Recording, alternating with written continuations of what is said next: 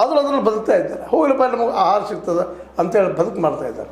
ಅದಕ್ಕೆ ನೀರು ಮಾಡಿಕೊಟ್ರೆ ಇನ್ನೂ ಚೆನ್ನಾಗಿರ್ತಾರೆ ಅನ್ನೋಂಥ ನೆಲೆಯಲ್ಲಿ ರೈತರು ಎದ್ದೆದ್ದು ನಿಲ್ತಾ ಇದ್ದಾರೆ, ಹೋರಾಟ ಮಾಡ್ತಾ ಇದ್ದಾರೆ.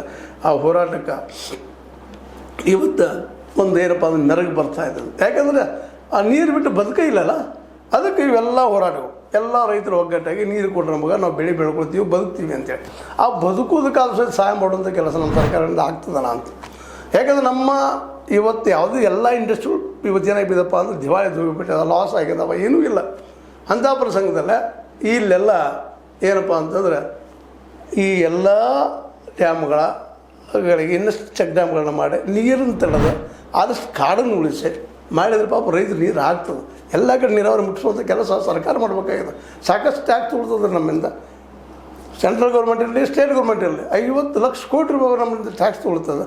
ಅದರಲ್ಲೇ ಅಟ್ಲೀಸ್ಟ್ ಒಂದು 10-20 ಅಥವಾ ಒಂದು 50 ಲಕ್ಷದಲ್ಲೇ ಒಂದು ಪ್ರತಿ ಇದರಲ್ಲೂ ಸೆಂಟ್ರಲ್ ಗೌರ್ಮೆಂಟ್ ಇದ್ದಿದ್ದು ಒಂದು 10-20 ಸ್ಟೇಟ್ ಗೌರ್ಮೆಂಟು ಸಹಿತ ನಮ್ಮನ್ನು ಟ್ಯಾಕ್ಸ್ ತೊಗೊಳ್ತಾ ಇರ್ತದೆ. ಅವರು ಅಷ್ಟು ಹೆಚ್ಚಿಗೆ ನೀರಾವರಿ ಅನುಕೂಲ ಮಾಡಿಕೊಟ್ಟು ಮೊದಲು ರೈತರು ನೀರಾವರಿ ಆದರೆ ಬೆಳೆ ಬೆಳೀತಾರೆ, ಬೆಳೆಯಿಂದ ನಾವು ಅಟ್ಲೀಸ್ಟ್ ಉಪಜೀವನ ಮಾಡ್ಕೊಂಡು ಇರಬಹುದು ಅನ್ನುವಂಥದ್ದು.